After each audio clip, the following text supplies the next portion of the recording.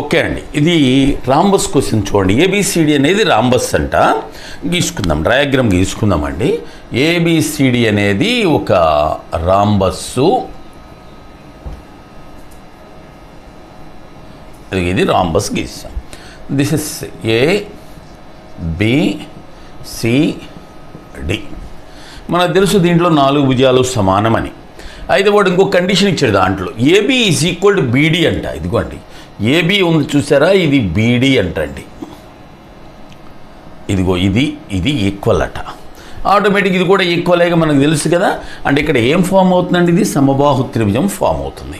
అంతే కదా, 3 భుజాలు సమానం కాబట్టి ఈ యాంగిల్ ఎంత 60, ఈ యాంగిల్ ఎంత 60, ఈ యాంగిల్ ఎంత అండి 60. మరి ఇది 60 కాబట్టి ఆటోమేటిక్గా దిస్ ఇస్ 60.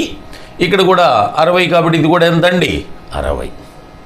అలాగే ఇక్కడ కూడా 60. వాడు ఏమడిగాడంటే నిన్ను బిఏడి అంటే ఏ కదా, angle BAD is to angle ADC. BAD అంటే 60. మరి ఏడిసి చూడు, ఏడిసి అంటే 60 120, దట్ ఈస్ 120. సో 60 ఎక్కువ దీంట్లో ఒకసారి 2 సార్లు. So that is 1:2.